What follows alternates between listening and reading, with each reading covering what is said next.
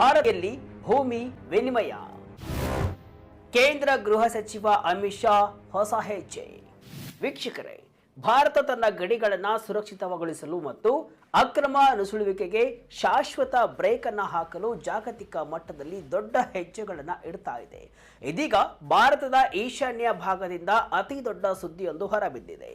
ಭಾರತ ಮತ್ತು ಮಯನ್ಮಾರ್ ಗಡಿಯಲ್ಲಿ ಸುಮಾರು 1.44 ಚದರ ಮೈಲಿ ಭೂಮಿಯನ್ನು ವಿನಿಮಯ ಮಾಡಿಕೊಳ್ಳಲು ಕೇಂದ್ರ ಸರ್ಕಾರ ಚಿಂತನೆಯನ್ನು ನಡೆಸ್ತಾ ಇದೆಯಾ? ಹೌದು. ಬಾಂಗ್ಲಾದೇಶದ ಜೊತೆ ಹಿಂದೆ ಮಾಡಿಕೊಳ್ಳಲಾದಂತಹ ಐತಿಹಾಸಿಕ ಲ್ಯಾಂಡ್ ಬೌಂಡರಿ ಅಗ್ರಿಮೆಂಟ್ ಮಾದರಿಯಲ್ಲಿ ಮಯನ್ಮಾರ್ ಜೊತೆಗೂ ಕೂಡ ಭಾರತ ಸರ್ಕಾರ ಮತ್ತೊಂದು ಐತಿಹಾಸಿಕ ಒಪ್ಪಂದಕ್ಕೆ ಮುನ್ನುಡಿ ಬರ್ತಾ ಇದೆಯಾ ಎಂಬ ಚರ್ಚೆ ಈಗ ರಕ್ಷಣಾ ವಲಯದಲ್ಲಿ ಜೋರಾಗಿದೆ. ಆದರೆ ಈ ಗಡಿ ವಿನಿಮಯದ ಪ್ರಸ್ತಾವನೆ ನಿಜವೇ? ಇದರ ಬೆನ್ನಲ್ಲೇ ವಿದೇಶಾಂಗ ವ್ಯವಹಾರಗಳ ಸಚಿವಾಲಯ ನೀಡಿದ ಅಧಿಕೃತ ಸ್ಪಷ್ಟನೆ ಏನು? ಮಣಿಪುರದ ಚಂದೇಲ್ ಜಿಲ್ಲೆಯಲ್ಲಿ ನಡೆಯುತ್ತಿರುವಂತಹ ಗಡಿ ತಂಟೆಗಳು ಏನು? ಈ ಎಲ್ಲ ಪ್ರಶ್ನೆಗಳಿಗೆ ಇಂದಿನ ಈ ವಿಡಿಯೋದಲ್ಲಿ ಅತ್ಯಂತ ಸರಳವಾಗಿ ಮತ್ತು ಸ್ಪಷ್ಟವಾಗಿ ವಿವರಣೆಯನ್ನು ಕೊಡ್ತೀನಿ. ಕೊನೆಯವರೆಗೂ ಸ್ಕಿಪ್ ಮಾಡದೆ ಈ ವಿಡಿಯೋವನ್ನು ನೋಡಿ. ಭೂಮಿ ವಿನಿಮಯಕ್ಕೆ ಭಾರತ ಮುಂದಾಗಿದ್ಯಾಕೆ? ಹಾಗಾದ್ರೆ ಇದ್ದಕ್ಕಿದ್ದಂತೆ ಈ ಗಡಿ ಭಾಗವನ್ನ ಬಂದ್ ಮಾಡಲು ಮತ್ತು ಭೂಮಿ ವಿನಿಮಯಕ್ಕೆ ಭಾರತ ಮುಂದಾಗ್ತಾ ಇರುವುದೇಕೆ? ಇದಕ್ಕೆ ಮುಖ್ಯ ಕಾರಣ ಮಯನ್ಮಾರ್ನಲ್ಲಿ ಉಂಟಾದ ರಾಜಕೀಯ ಅಸ್ಥಿರತೆ. 2021ರಲ್ಲಿ ಮಯನ್ಮಾರ್ನಲ್ಲಿ ಮಿಲಿಟರಿ ಕ್ಷಿಪ್ರಕ್ರಾಂತಿ ನಡೆದು ಪ್ರಜಾಸತ್ತಾತ್ಮಕ ಸರ್ಕಾರ ಪತನಗೊಂಡು ಅಲ್ಲಿ ಭೀಕರ ಅಂತರ್ಯುದ್ಧ ಆರಂಭವಾಯಿತು. ಜುಂಟಾ ಮಿಲಿಟರಿ ಆಡಳಿತ ಮತ್ತು ಸ್ಥಳೀಯ ಪ್ರಜಾಸತ್ತಾತ್ಮಕ ಬಂಡುಕೋರ ಪಡೆಗಳ ನಡುವಿನ ನಿರಂತರ ಕಾಳಗದಿಂದಾಗಿ ಸಾವಿರಾರು ಮಯನ್ಮಾರ್ ಪ್ರಜೆಗಳು ಮತ್ತು ಶಸ್ತ್ರಸಜ್ಜಿತ ಬಂಡುಕೋರರು ಗಡಿ ದಾಟಿ ಭಾರತದೊಳಗೆ ನುಗ್ಗಲು ಪ್ರಾರಂಭಿಸಿದರು. ಇದು ಭಾರತದ ಈಶಾನ್ಯ ರಾಜ್ಯಗಳಲ್ಲಿ ವಿಶೇಷವಾಗಿ ಮಣಿಪುರ ಮತ್ತು ಮಿಜೋರಾಂಗಳಲ್ಲಿ ಜನಾಂಗೀಯ ಸಂಘರ್ಷಗಳನ್ನು ಮತ್ತಷ್ಟು ತೀವ್ರಗೊಳಿಸಿತು. ಅಷ್ಟೇ ಅಲ್ಲ, ಮಯನ್ಮಾರ್ನ ಗೋಲ್ಡನ್ ಟ್ರಯಾಂಗಲ್ ವಲಯದಿಂದ ಭಾರತಕ್ಕೆ ಸರಬರಾಜಾಗುವಂತಹ ಅಕ್ರಮ ಮಾದಕ ದ್ರವ್ಯಗಳ ಕಳ್ಳ ಸಾಗಣೆ, ಅತ್ಯಾಧುನಿಕ ಅಕ್ರಮ ಶಸ್ತ್ರಾಸ್ತ್ರ ಪೂರೈಕೆ ಮತ್ತು ಗಡಿ ಆಚೆಗಿನ ಉಗ್ರಗಾಮಿ ಸಂಘಟನೆಗಳ ಸುರಕ್ಷಿತ ಅಡಗುತಾಣಗಳಿಗೆ ಈ ಸಂಪೂರ್ಣ ತೆರೆದ ಗಡಿಯೇ ಮೂಲ ಕಾರಣವಾಗಿತ್ತು. ಕುಕಿ ಮತ್ತು ಮೈತೆ ಜನಾಂಗಗಳ ನಡುವಿನ ಹಿಂಸಾಚಾರಕ್ಕೂ ಈ ಗಡಿ ಆಚೆಗಿನ ಅಕ್ರಮ ನುಸುಳುವಿಕೆಯ ಪ್ರಮುಖ ಕಾರಣವಾಯಿತು. ಹೀಗಾಗಿ ದೇಶದ ಸಾರ್ವಭೌಮತ್ವ ಮತ್ತು ರಾಷ್ಟ್ರೀಯ ಭದ್ರತೆಯನ್ನು ದೃಷ್ಟಿಯಲ್ಲಿ ಇಟ್ಟುಕೊಂಡು ಭಾರತ ಸರ್ಕಾರ ಗಡಿ ಬೇಲಿ ನಿರ್ಮಾಣವನ್ನು ತೀವ್ರಗತಿಯಲ್ಲಿ ಚುರುಕುಗೊಳಿಸಲು ಮತ್ತು ತಂಟೆ ಇರುವಂತಹ ಗಡಿ ವಲಯಗಳನ್ನು ಸರಿಪಡಿಸಲು ನಿರ್ಧರಿಸಿದೆ. ಗಡಿಯಲ್ಲಿ ಭೂಮಿ ವಿನಿಮಯಕ್ಕೆ ಭಾರತ ಹೇಳಿದ್ದೇನು? ವೀಕ್ಷಕರೇ, ಭಾರತ ಮಯನ್ಮಾರ್ ಗಡಿಯಲ್ಲಿ ಭೂಮಿ ವಿನಿಮಯ ನಡೆಯಲಿದೆ ಎಂಬ ವರದಿಗಳು ಬಂದ ತಕ್ಷಣವೇ ವಿದೇಶಾಂಗ ವ್ಯವಹಾರಗಳ ಸಚಿವಾಲಯ ಸ್ಪಷ್ಟನೆ ಕೊಟ್ಟಿದೆ.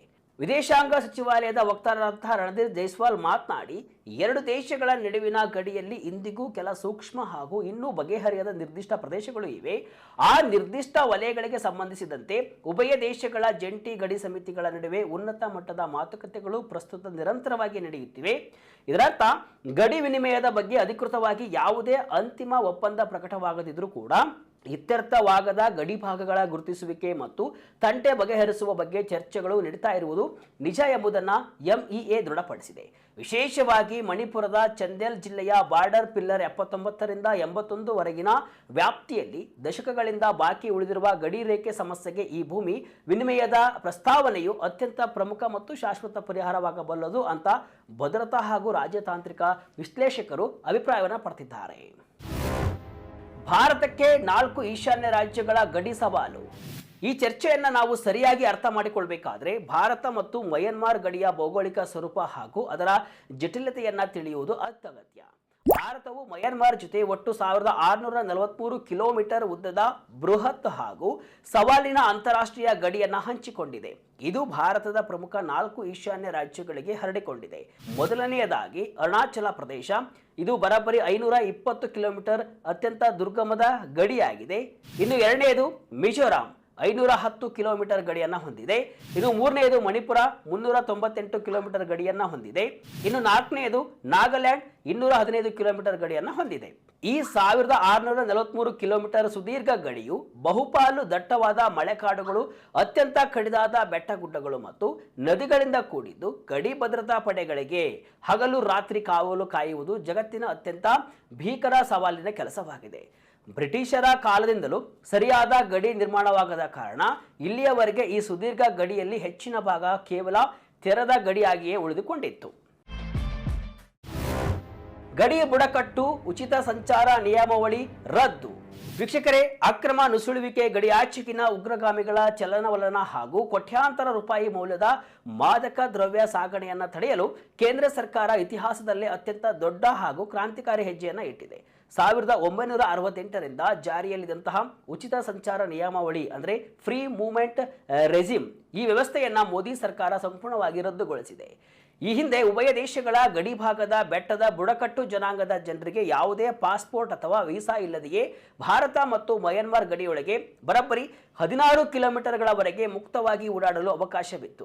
ಆದರೆ ಈ ಉಚಿತ ಸಂಚಾರ ನಿಯಮವನ್ನು ಬಂಡುಕೋರರು ಮತ್ತು ಶಸ್ತ್ರಸಜ್ಜಿತ ಕಳ್ಳ ಸಾಗಣೆದಾರರು ದುರುಪಯೋಗಪಡಿಸಿಕೊಂಡಿದ್ದರಿಂದ ಈಗ ಗಡಿಯಲ್ಲಿ ಪ್ರತಿಯೊಬ್ಬರ ಸಂಚಾರಕ್ಕೂ ಕೂಡ ಬ್ರೇಕ್ ಬಿದ್ದಿದೆ. ಈಶಾನ್ಯ ರಾಜ್ಯಗಳ ಸಂಸ್ಕೃತಿ, ಭದ್ರತೆ ಹಾಗೂ ಜನಸಂಖ್ಯಾ ಶಾಸ್ತ್ರವನ್ನು ರಕ್ಷಿಸಲು ಮತ್ತು ಕಟ್ಟುನಿಟ್ಟಿನ ವೀಸಾ ಪದ್ಧತಿಯನ್ನು ಜಾರಿಗೆ ತರಲು ಈ ಕಠಿಣ ನಿರ್ಧಾರವನ್ನು ಕೈಗೊಳ್ಳಲಾಗಿದೆ. ರಕ್ಷಣಾ ಕವಚ ಧ್ವಂಸಗೊಳಿಸಲು ಉಗ್ರರ ಪ್ಲಾನ್. ವೀಕ್ಷಕರೇ, ಭಾರತ ಸರ್ಕಾರ ಗಡಿ ಬೇಲಿ ನಿರ್ಮಾಣ ಕಾರ್ಯವನ್ನು ತೀವ್ರಗೊಳಿಸ್ತಾ ಇದ್ದಂತೆಯೇ ಪಾಕಿಸ್ತಾನ ಪ್ರಾಯೋಜಿತ ಉಗ್ರರಂತೆ ಈಶಾನ್ಯದ ನಿಷೇಧಿತ ಉಗ್ರ ಸಂಘಟನೆಗಳು ಕೂಡ ಈ ರಕ್ಷಣಾ ಕವಚವನ್ನು ಧ್ವಂಸಗೊಳಿಸಲು ಸತತ ಪ್ರಯತ್ನಿಸುತ್ತಿವೆ. ಕಳೆದ ಡಿಸೆಂಬರ್ನಲ್ಲಿ ಮಣಿಪುರದ ಚಾಂದೇಲ್ ಜಿಲ್ಲೆಯ ಮೊಲ್ಜಂ ಪೊಲೀಸ್ ಠಾಣೆ ವ್ಯಾಪ್ತಿಯಲ್ಲಿ ಉಗ್ರರು ನೂತನವಾಗಿ ನಿರ್ಮಿಸಲಾಗಿದ್ದಂತಹ ಹೆವಿ ಡ್ಯೂಟಿ ಗಡಿ ಬೇಲಿಯನ್ನು ಕತ್ತರಿಸಿ ನಾಶಪಡಿಸಿದ್ರು. ಈ ಬಗ್ಗೆ ರಾಜ್ಯಸಭಾ ಸಂಸದ ಹಾಗೂ ಮಣಿಪುರದ ಮಹಾರಾಜ ಸನಜೋಬಾ ಲಿಶೆಂಬಾ ಅವರು ಮಾತನಾಡುತ್ತಾ, ಗಡಿಯಲ್ಲಿ ಬೇಲಿ ಹಾಕುವ ಉಕ್ಕಿನ ಕಂಬಗಳ ಕಳ್ಳತನ, ನಿರ್ಮಾಣ ಸಾಮಗ್ರಿಗಳ ಧ್ವಂಸ ಹಾಗೂ ಗಡಿಭಾಗದ ದಾರಿಗಳಲ್ಲಿ ಉಗ್ರರು ಇಡುತ್ತಿರುವಂತಹ ಅತ್ಯಂತ ಭೀಕರ ಐಇಡಿ ಗಡಿ ಸ್ಫೋಟಕಗಳು ಇವತ್ತು ಸೈನಿಕರಿಗೆ ಮತ್ತು ಗಡಿ ಬೇಲಿ ಕಾಮಗಾರಿಗೆ ಅತಿ ದೊಡ್ಡ ಸವಾಲಾಗಿ ಪರಿಣಮಿಸಿವೆ. ಈ ರೀತಿಯಾಗಿ ಅವರು ಕಳವಳವನ್ನು ವ್ಯಕ್ತಪಡಿಸಿದರು. ಮಣಿಪುರದ ಮಾಜಿ ಮುಖ್ಯಮಂತ್ರಿ ಎನ್ ಬಿರೇನ್ ಸಿಂಗ್ ಅವರು ನೀಡಿರುವಂತಹ ಇತ್ತೀಚಿನ ಅಂಕಿಅಂಶಗಳ ಪ್ರಕಾರ ಸರ್ಕಾರ ಅನುಮೋದಿಸಿದ 1643 ಕಿಲೋಮೀಟರ್ ಪೈಕಿ 390 ಕಿಲೋಮೀಟರ್ ಬೇಲಿಗೆ ಈಗಾಗಲೇ ಹಂತ ಹಂತವಾಗಿ ಮಂಜೂರಾತಿ ಸಿಕ್ಕಿದೆ. ಪ್ರಸ್ತುತ 43 ಕಿಲೋಮೀಟರ್ ಬೇಲಿ ನಿರ್ಮಾಣ ಸಂಪೂರ್ಣವಾಗಿ ಪೂರ್ಣಗೊಂಡಿದೆ. ಇನ್ನುಳಿದ 346 ಕಿಲೋಮೀಟರ್ ವ್ಯಾಪ್ತಿಯಲ್ಲಿ ಕಾಮಗಾರಿ ಯುದ್ಧೋಪಾದಿಯಲ್ಲಿ ನಡೀತಾ ಇದೆ. ಸಾರ್ವಜನಿಕರ ಅಧಿಕೃತ ಸಂಚಾರವನ್ನು ನಿಯಂತ್ರಿಸಲು ನಿಗದಿಪಡಿಸಲಾದ 43 ಚೆಕ್ ಪೋಸ್ಟ್ ಗೇಟ್ಗಳ ಪೈಕಿ 20 ಗೇಟ್ಗಳು ಈಗಾಗಲೇ ಕಾರ್ಯಾಚರಣೆಯನ್ನು ನಡೆಸ್ತಾ ಇವೆ. ಸುಧಾರಿತ ಬಯೋಮೆಟ್ರಿಕ್ ಸಿಸ್ಟಮ್ ಮತ್ತು ಫೇಸ್ ರೆಕಗ್ನೇಷನ್ ತಂತ್ರಜ್ಞಾನದೊಂದಿಗೆ ಗಡಿ ನಿಯಂತ್ರಣವನ್ನು ಬಿಗಿಗೊಳಿಸಲಾಗ್ತಾ ಇದ್ದು, ಅಕ್ರಮ ವಲಸೆಗೆ ಸಂಪೂರ್ಣವಾಗಿ ಕಡಿವಾಣ ಹಾಕುವುದು ಸರ್ಕಾರದ ಮುಖ್ಯ ಉದ್ದೇಶವಾಗಿದೆ. ಗೃಹ ಸಚಿವ ಅಮಿತ್ ಶಾ ಬಿಗ್ ಶಪಥ. ಎಸ್ ವೀಕ್ಷಕರೇ, ಕೇಂದ್ರದ ಗೃಹ ಸಚಿವ ಅಮಿತ್ ಶಾ ಅವರು ದೇಶದ ಈಶಾನ್ಯ ಗಡಿ ಭದ್ರತೆಯನ್ನ ಉಕ್ಕಿನ ಕೋಟೆಯನ್ನಾಗಿ ಮಾಡಲು ಭೀಕರ ಶಪಥವನ್ನ ಮಾಡಿದ್ದಾರೆ. ಇಡೀ 1643 ಕಿಲೋಮೀಟರ್ ಉದ್ದದ ಭಾರತ ಮಯನ್ಮಾರ್ ಗಡಿ ಉದ್ದಕ್ಕೂ ಕಾಂಕ್ರೀಟ್ ಹಾಗೂ ಅತ್ಯಾಧುನಿಕ ಸ್ಮಾರ್ಟ್ ಬೇಲಿ ನಿರ್ಮಿಸಲು ಮತ್ತು ಸಂಕಷ್ಟದ ಸಮಯದಲ್ಲಿ ಸೈನಿಕರ ಹಾಗೂ ಶಸ್ತ್ರಸಜ್ಜಿತ ವಾಹನಗಳ ತ್ವರಿತ ಚಲನವಲನಕ್ಕಾಗಿ ಗಡಿಗೆ ಸಮಾನಾಂತರವಾಗಿ ಪ್ರತ್ಯೇಕ ಪೆಟ್ರೋಲಿಂಗ್ ರಸ್ತೆ ನಿರ್ಮಿಸಲು ಕೇಂದ್ರ ಸರ್ಕಾರ ಬೃಹತ್ ಬಜೆಟ್ ಅನ್ನು ಮೀಸಲಿಟ್ಟಿದೆ. ಸದ್ಯಕ್ಕೆ ಮಣಿಪುರದ ಪ್ರಮುಖ ಗಡಿ ನಗರವಾದ ಮೊಹರ್ ಗಡಿಯಲ್ಲಿ 10 ಕಿಲೋಮೀಟರ್ ಬೇಲಿ ಕಾಮಗಾರಿ ಪೂರ್ಣಗೊಂಡಿದ್ದು, ಅತ್ಯಾಧುನಿಕ ಹೈಬ್ರಿಡ್ ಸರ್ವೆಲೆನ್ಸ್ ಸಿಸ್ಟಮ್ ಅಡಿಯಲ್ಲಿ ಅರುಣಾಚಲ ಪ್ರದೇಶ ಹಾಗೂ ಮಣಿಪುರದಲ್ಲಿ ಪ್ರಾಯೋಗಿಕವಾಗಿ 1 ಕಿಲೋಮೀಟರ್ ಕೃತಕ ರೇಡಾರ್ ಬೇಲಿ, ನೈಟ್ ವಿಷನ್ ಕ್ಯಾಮೆರಾ ಮತ್ತು ಸೆನ್ಸಾರ್ಗಳನ್ನು ಪರೀಕ್ಷಿಸಲಾಗ್ತಾ ಇದೆ. ಇದರ ಜೊತೆಗೆ ಮಣಿಪುರದಲ್ಲಿ ಹೆಚ್ಚುವರಿ 20 ಕಿಲೋಮೀಟರ್ ಬೇಲಿ ನಿರ್ಮಾಣ ಕೆಲಸಕ್ಕೆ ಶೀಘ್ರವೇ ಅನುಮೋದನೆ ನೀಡಲಾಗಿದೆ ಅಂತ ಗೃಹ ಸಚಿವಾಲಯ ಸ್ಪಷ್ಟಪಡಿಸಿದೆ.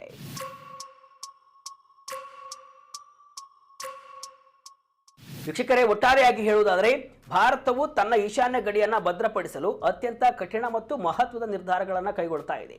ಭೂಮಿ ವಿನಿಮಯದ ಪ್ರಸ್ತಾಪ ಮತ್ತು ಗಡಿ ಬೇಲಿ ನಿರ್ಮಾಣವು ಕೇವಲ ಗಡಿ ಗುರುತಿಸುವಿಕೆಯಲ್ಲ, ಬದಲಾಗಿ ಅಕ್ರಮ ವಲಸೆ, ಮಾದಕ ವಸ್ತು ಸಾಗಣೆ ಹಾಗೂ ಉಗ್ರಗಾಮಿಗಳ ಚಲನವಲನಕ್ಕೆ ಶಾಶ್ವತವಾಗಿ ಬ್ರೇಕ್ ಹಾಕುವ ಮಾಸ್ಟರ್ ಪ್ಲಾನ್ ಆಗಿದೆ. ಮಣಿಪುರದಂತಹ ಸೂಕ್ಷ್ಮ ರಾಜ್ಯಗಳಲ್ಲಿ ಶಾಂತಿ ಮತ್ತು ನೆಮ್ಮದಿ ಸ್ಥಾಪಿಸಲು ಗಡಿಯನ್ನು ಉಕ್ಕಿನ ಕೋಟೆಯನ್ನಾಗಿ ಮಾಡುವುದು ಕೇಂದ್ರ ಸರ್ಕಾರದ ಅಚಲ ಸಂಕಲ್ಪವಾಗಿದೆ. ಕಾಮಗಾರಿಗೆ ಎಷ್ಟೇ ಅಡೆತಡೆಗಳು ಎದುರಾದರೂ ಕೂಡ ರಾಷ್ಟ್ರೀಯ ಭದ್ರತೆಯ ದೃಷ್ಟಿಯಿಂದ ಈ ಯೋಜನೆ ಅತ್ಯಂತ ನಿರ್ಣಾಯಕವಾಗಿದೆ. ಇದು ಭಾರತದ ಅಖಂಡತೆ ಮತ್ತು ಸುರಕ್ಷತೆಗೆ ಬರೆದಂತಹ ಭದ್ರವಾದ ಮುನ್ನುಡಿ. ವೀಕ್ಷಕರೇ, ಭಾರತ ಸರ್ಕಾರದ ಈ ಮಹತ್ವದ ಹೆಜ್ಜೆಯ ಬಗ್ಗೆ ನಿಮಗೇನು ಅನಿಸುತ್ತೆ? ಕಮೆಂಟ್ ಮಾಡಿ ತಿಳಿಸಿ.